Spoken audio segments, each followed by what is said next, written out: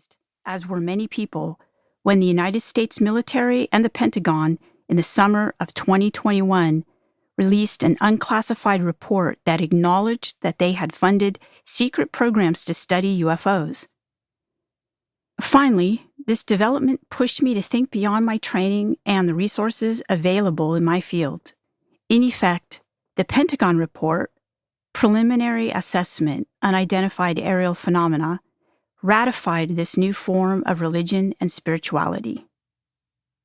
We are currently at a fork in the road with respect to how UFOs are interpreted.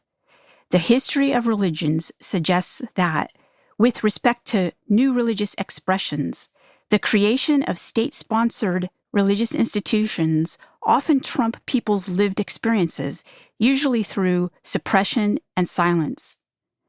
Since the UFO is often interpreted in spiritual and religious ways, we can expect to see the same process at play.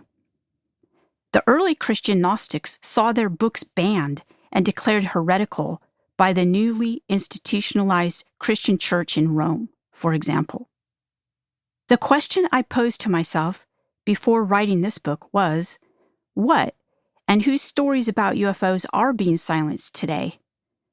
I didn't pose this question for wholly altruistic reasons. The question would help me define the streams that are most revolutionary about this nascent religiosity. The witnesses.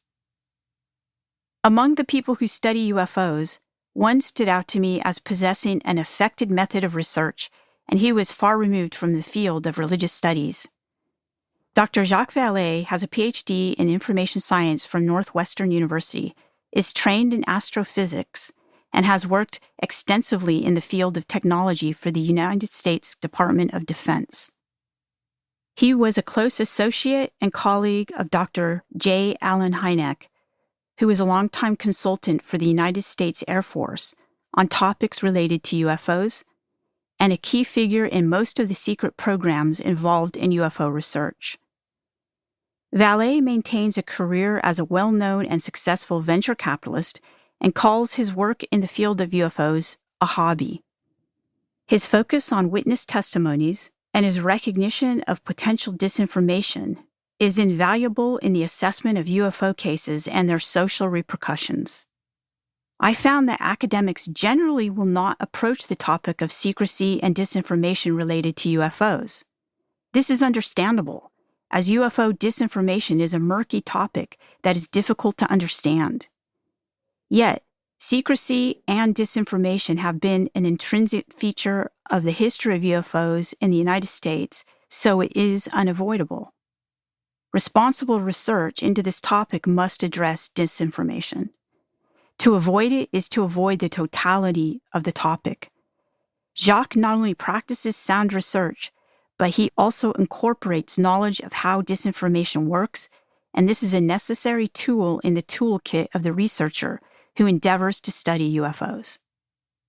Jacques wrote that the best way to study this phenomenon is to do field research, that is, to talk to witnesses and to visit the sites where UFOs are seen. It may seem simple, but this method has not dominated official or academic studies.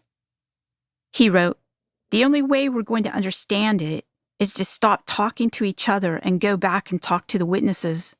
So I put the highest priority on first-hand cases that have not been reported to the press or to the UFO community, because the moment the cases become part of ongoing discussion, they get polarized. The witnesses are bombarded with all kinds of questions, and there are biases. The ego gets into it. I wanted to do a quiet kind of long-term research." What do the witnesses have to say? Generally, not what most people assume. In the interviews and talks that came after the publication of my research, it became clear to me that non-witnesses have a view of contact that is informed by entertainment media, books, television, and popular culture. Their version of contact envisions a scenario in which non-human and extraterrestrial intelligence contact humans through beings that look human-like and drive spaceships that resemble flying sports cars. In interviews, I fielded questions and comments such as, "Why don't